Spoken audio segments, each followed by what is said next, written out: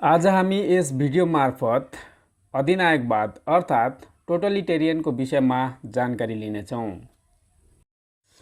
अधिनायकवाद एक त्यस्तो शासन प्रणाली हो जसमा शासनको सम्पूर्ण शक्ति व्यक्ति वा दलको नियन्त्रणमा रहने गर्दछ र व्यक्ति वा दलको इच्छा नै सर्वोपरि हुने गर्दछ र शक्ति वा बलको आधारमा जनताको स्वतन्त्रतालाई कुल्चँदै अनुत्तरदायीपूर्वक निरङ्कुश ढङ्गले शासन गर्ने गरिन्छ।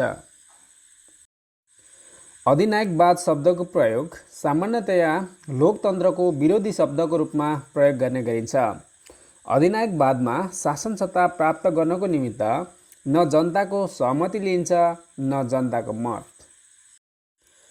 अधिनायकवाद एक त्यस्तो व्यक्तिको निरङ्कुश शासन हो जो व्यक्ति वंशजको आधारमा नभएर आफ्नो विलक्षण प्रतिभाको कारण शासन सत्तामा पुगेको हुन्छ, जो कुनै दलको नेता पनि हुन सक्छ, जो कुनै सैनिक सङ्गठनको प्रमुख पनि हुन सक्छ, या त कुनै शक्ति सम्पन्न व्यक्ति।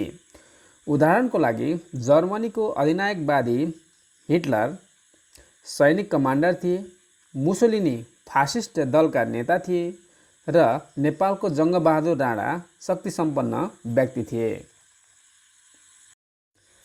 अधिनायकवादको विषयमा विद्वानहरूले दिएको परिभाषाहरूलाई पनि एकचोटि निहालौँ।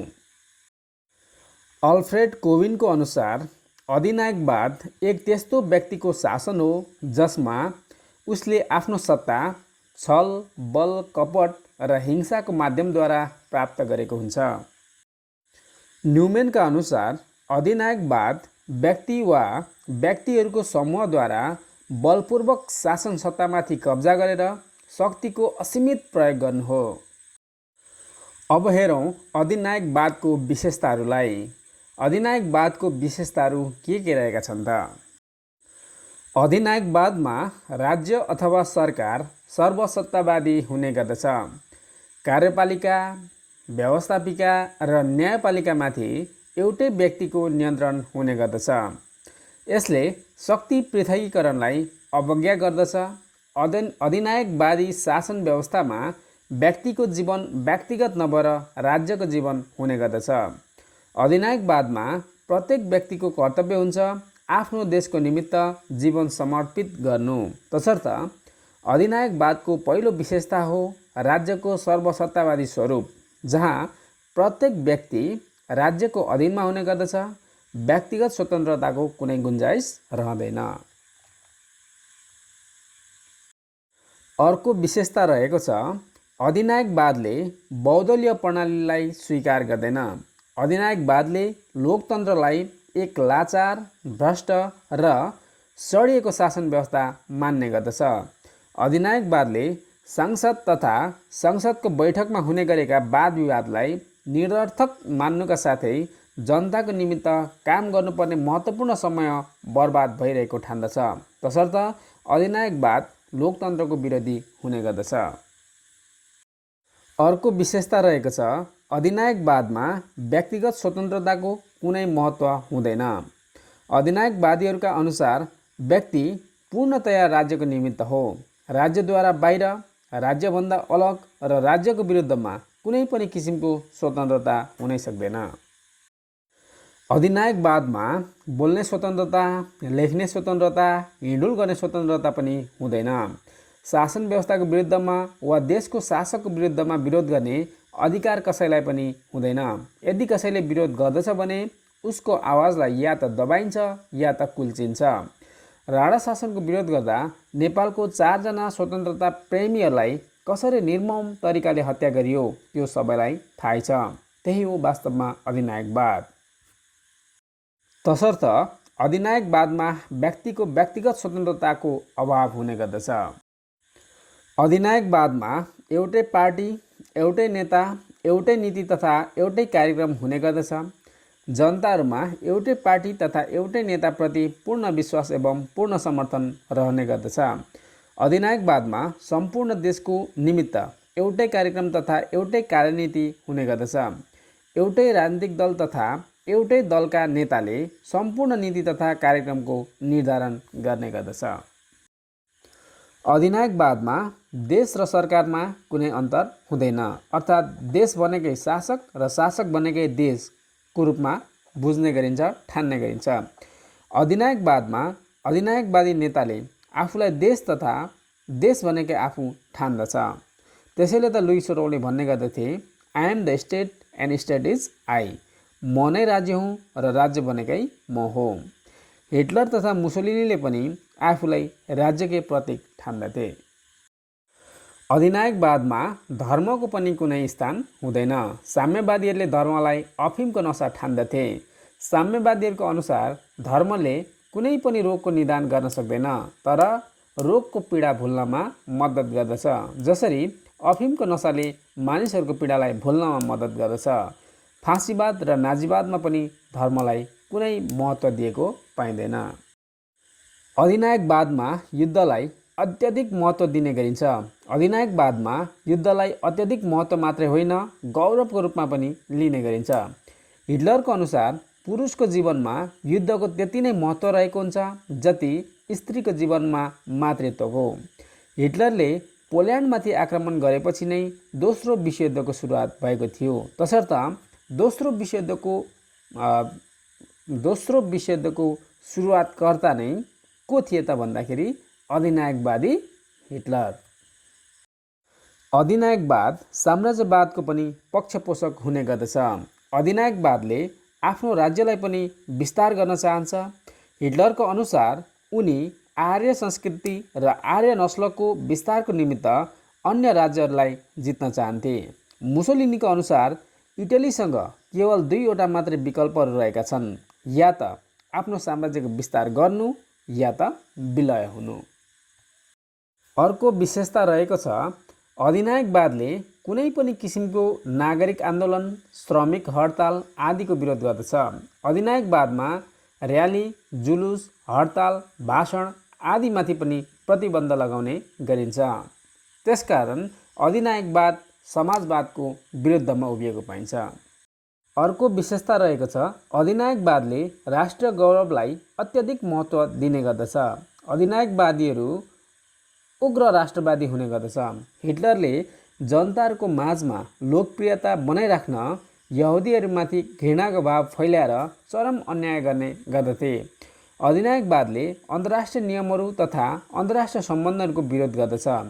अधिनायकवादीहरूलाई विश्व शान्तिसँग कुनै पनि लेनादेना हुँदैन र अधिनायकवादीहरू विश्व शान्तिको भावनामाथि कुनै पनि विश्वास गर्दैनन्। विश्वास गरोस् पनि कसरी त यिनीहरू शक्तिले भ्याएसम्म, मौका पाएसम्म आफ्नो साम्राज्य विस्तारमा लागि परिरहेको हुन्छ। त्यसकारण अधिनायकवादलाई अन्तर्राष्ट्रियताको विरोधी विचारधारा पनि मान्ने गरिन्छ। अब हेरौँ अधिनायकवादको गुणहरू। अधिनायकवादमा सरकार पूर्ण रूपमा शक्तिशाली हुने गर्दछ, किनकि अधिनायकवादमा एउटै दल र एउटै नेतालाई मात्रै महत्त्व दिइन्छ, जसको विरुद्धमा कसैले पनि आवाज उठाउन पाउँदैन र सक्दैन पनि।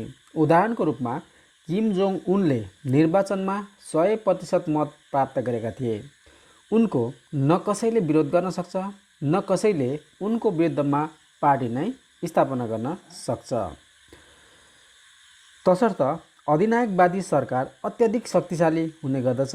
किम जोङ उनलाई हेरौँ न, दक्षिण कोरिया र जापानलाई त भुसुना जति पनि ठान्दैन। तसर्थ अधिनायकवादी व्यवस्थामा सरकार अत्यधिक शक्तिशाली हुने गर्दछ। अधिनायकवादमा तर्क वितर्क गर्ने, वाद विवाद गर्ने व्यक्तिहरूलाई कुनै पनि स्थान रहँदैन। अधिनायकवादमा बोलेर देखाउने भन्दा पनि गरेर देखाउनेहरूको हातमा शासन सत्ता रहने गर्दछ। मुसोलिनीको भनाइ थियो कि मेरो काम भनेको बोल्ने होइन, गरेर देखाउने हो। तसर्थ अधिनायकवादमा कुशल व्यक्तिहरूको हातमा शासन सत्ता रहने गर्दछ। अधिनायकवादमा लोकतन्त्रको जस्तो संसदमा बहस गरेर अमूल्य समय खेर फाल्ने काम हुँदैन, किनकि अधिनायकवादमा बहुमतले निर्णय नगरेर अधिनायकवादी दलले वा अधिनायक व्यक्तिले निर्णय गर्ने गर्दछ। तसर्थ अधिनायकवादमा समयको बचत हुने गर्दछ। अधिनायकवादमा लोकतन्त्रमा जस्तो निर्वाचनमा संसदहरूको भत्ता सुविधामा र मन्त्रीहरूको तलब तथा भत्ता सुविधामा सरकारी ढुकुटीको खर्च नगरिने हुँदा यो व्यवस्था कम खर्चिलो हुनुका साथै यस व्यवस्थामा धनको बचत हुने गर्दछ। अधिनायकवादी शासन व्यवस्थामा सम्पूर्ण उत्तरदायित्व एउटै व्यक्तिमा निहित हुने गर्दछ। अर्थात् अधिनायकवादी व्यवस्थामा उत्तरदायित्वको विभाजन नहुने हुँदा एउटाको दायित्व अर्कोमाथि थोपर्न सकिँदैन। तसर्थ अधिनायकवादी व्यवस्थामा उत्तरदायित्वको विभाजन हुँदैन। तसर्थ अधिनायकले सम्पूर्ण उत्तरदायित्वको साथमा काम गर्दछ। अधिनायकवादमा शासन सम्बन्धी सम्पूर्ण काममा एउटै व्यक्ति मात्रै उत्तरदायी हुने गर्दछ।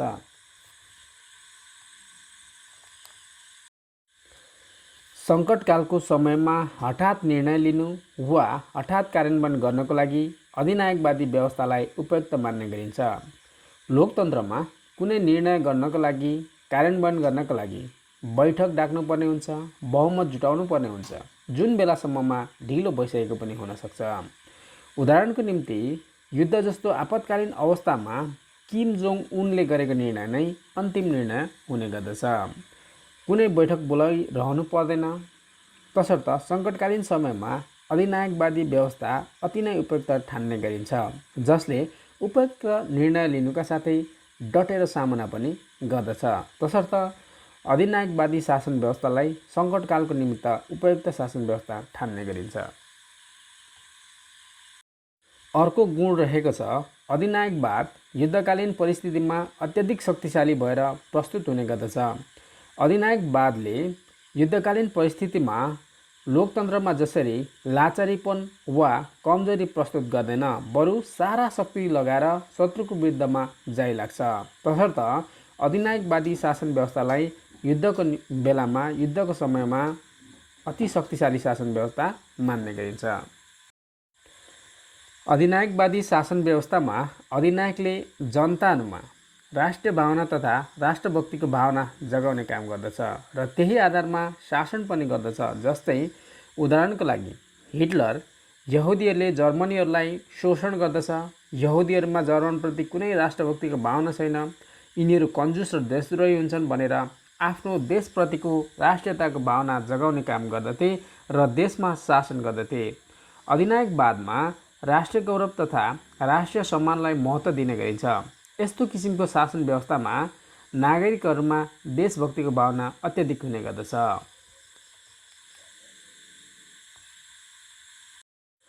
अब हेरौँ अधिनायकवादी शासन व्यवस्थाको दोषहरू। किनकि अधिनायकवादी व्यवस्था एउटा त्यस्तो व्यवस्था होइन जसको चाहिँ गुणले मात्रै भरिएको होस्। अधिनायकवादी शासन व्यवस्थाको दोषहरू पनि थुप्रै रहेका छन्, त्यसलाई पनि एकचोटि निहालौँ। अधिनायकवादी शासन व्यवस्थामा जनताद्वारा नभएर राज्यद्वारा शासन गर्ने गरिन्छ। राज्यको अगाडि व्यक्तिलाई कुनै पनि किसिमको महत्त्व देखिँदैन। तसर्थ अधिनायकवादी शासन व्यवस्थामा व्यक्तिको व्यक्तिगत स्वतन्त्रताको हनन हुने प्रचुर सम्भावना रहेको हुन्छ। व्यक्तिको व्यक्तिगत स्वतन्त्रताको कुराहरू अलाप्न सकिँदैन। राज्यको हितको निमित्त व्यक्तिको स्वतन्त्रताको हनन पनि गर्न सकिन्छ। यस शासन व्यवस्थामा यदि कोही व्यक्ति राज्यको विरुद्ध देखा परे अधिनायक त्यस व्यक्तिको ज्यान लिन पनि पछि पर्दैन। तसर्थ अधिनायकवादी शासन व्यवस्थामा व्यक्तिको व्यक्तिगत स्वतन्त्रताको अभाव हुने गर्दछ। अधिनायकवादी शासन व्यवस्थाको अर्को दोष रहेको छ, यो व्यवस्थामा देशको अधिनायक कानुन र संविधानभन्दा पनि माथि रहने गर्दछ। जस्तो लोकतन्त्रमा संविधानभन्दा माथि कोही पनि हुँदैन, तर अधिनायकवादी शासन व्यवस्थामा त्यस देशको अधिनायक चाहिँ देशको कानुन र संविधानभन्दा पनि माथि रहने गर्दछ। अधिनायक निरङ्कुश एवं स्वेच्छाचारी हुने गर्दछ। अधिनायकले सही गरोस् या गलत गरोस् उसमाथि औँला उठाउने तागत कसैको हुँदैन, किनकि उसलाई नियन्त्रण वा अङ्कुश कसैले पनि लगाउन सक्दैन। अधिनायकवादले युद्ध तथा हिंसालाई महत्त्व दिने गर्दछ, न कि शान्तिलाई। अधिनायकवादले न मानवीय मूल्यलाई मान्यता दिन्छ, न अन्तर्राष्ट्रिय शान्ति तथा सम्झौताहरूलाई। तसर्थ यस व्यवस्थालाई युद्धको पोषक पनि मान्ने गरिन्छ। हिटलरले आफ्नो शासनकालमा कति लाख मान्छे मारे त्यो तपाईँलाई थाहै होला। अधिनायकवादले साम्राज्यवादलाई समर्थन गर्दछ। अधिनायकवादले साम्राज्यवादमा विश्वास राख्दछ। आजको समय मानव अधिकार एवं स्वतन्त्रताको युग हो। यस समयमा विशाल र ठुला देशहरू मात्र नभएर सानोभन्दा सानो देशलाई पनि स्वतन्त्र रहने उत्तिकै अधिकार रहन्छ। तर अधिनायकवादले आफ्नोभन्दा सानो र कमजोर देशमाथि साम्राज्य विस्तार गर्ने कुरामा विश्वास राख्दछ। आजको समयमा साम्राज्यवादलाई पक्षपोषण गर्ने सिद्धान्त अनुचित ठान्ने गरिन्छ। अधिनायकवादी शासन व्यवस्थामा सम्पूर्ण शक्ति एउटै व्यक्तिको हातमा, एउटै व्यक्तिको नियन्त्रणमा केन्द्रित हुने भएकोले शक्तिको दुरुपयोग हुने सम्भावना पनि ज्यादा रहन्छ। विद्वानहरूको अनुसार प्रत्येक शक्तिको दुरुपयोग हुने गर्दछ। त्यसकारण व्यक्तिमा जति बढी शक्ति केन्द्रित रहन्छ उति बढी दुरुपयोग पनि हुने गर्दछ। त्यसकारण अधिनायकवादी व्यवस्थामा त अधिनायकको हातमा असीमित शक्ति रहने हुन्छ, तसर्थ शक्तिको दुरुपयोग पनि असीमित नै हुने गर्दछ। हिटलरले आफ्नो शक्तिको दुरुपयोग गर्दै कति लाख मान्छे मारे त्यो त थाहै होला। मान्छे मार्ने क्याम्पहरू कतिवटा बनाएका थिए त्यो पनि थाहै होला। तसर्थ अधिनायकवादी शासन व्यवस्थामा शक्तिको दुरुपयोग हुने गर्दछ। वर्तमान युग अन्तर्राष्ट्रियताको युग हो। आजको समयमा कुनै पनि देश अन्य देशसँगको सहकार्य बिना जीवित रहन सक्दैन। एउटा देशको तेल अर्को देशलाई आवश्यक हुन सक्छ र अर्को देशको अन्न अर्को देशलाई आवश्यक हुन सक्छ। आजको समयमा कुनै पनि देश एक्लै उभिन सक्दैन। अन्तर्राष्ट्रियताको भावना अनुसार प्रत्येक देशको हितको कुरा गर्नुपर्ने हुन्छ भनेदेखि अधिनायकवादले चाहिँ केवल आफ्नो देशको हितको कुरा गर्दछ। अन्य देशसँगको सम्बन्ध वा सद्भावप्रति कुनै दिलचस्पी राख्दैन। र अर्को दोष रहेको छ, अधिनायकवादी शासन व्यवस्थामा बल वा शक्तिद्वारा सत्ता प्राप्त गरिएको हुन्छ। तसर्थ अधिनायकवादलाई जनताको समर्थन खुल्ला दिलले नभएर डर वा त्रासले गरिएको हुन्छ। तसर्थ मौका पाउने बित्तिकै यस्ता निरङ्कुश शासकको विरुद्धमा जनताहरू उत्रिन थाल्दछ, जसको कारण त्यस्ता अधिनायकवादी व्यवस्था बिचैमा ढल्न पुग्छ। उदाहरणको रूपमा तानाशाही हिटलरले आत्महत्या गर्नु पर्यो, मुसोलिनीले पनि आत्महत्या गर्नु पर्यो। तसर्थ वर्तमान परिप्रेक्ष्यमा शासनको आधार भनेको जनताको सहमति वा इच्छा हो, न कि अधिनायकको शक्ति वा बल। तसर्थ अधिनायकवादी शासन व्यवस्था अस्थायी पनि हुने गर्दछ। अधिकांश अधिनायकहरू आफ्नो विलक्षण प्रतिभाकै कारण वा क्षमताकै कारण सर्वसत्तावादी बन्न सफल भएका हुन्छन्। उदाहरणको रूपमा हिटलर पनि एउटा गरिबको छोरो सेनामा भर्ती भएर पुरै देशको अधिनायक बने। तर विलक्षण व्यक्तिको पछि उत्तराधिकारी पनि त्यत्तिकै विलक्षण प्रतिभाकै हुन्छ भन्ने खासै प्रत्याभूत गर्न सकिँदैन, जसको कारण एउटा अधिनायकको जीवनपछि त्यो शासन व्यवस्था नै समाप्त भएर जाने सम्भावना रहन्छ, किनकि ऊ जत्तिकै योग्य र विलक्षण प्रतिभा भएको उत्तराधिकारीको अभाव हुने गर्दछ। अधिनायकवादमा व्यक्तिको हित नभएर राष्ट्रको हितलाई महत्त्व दिने गरिन्छ।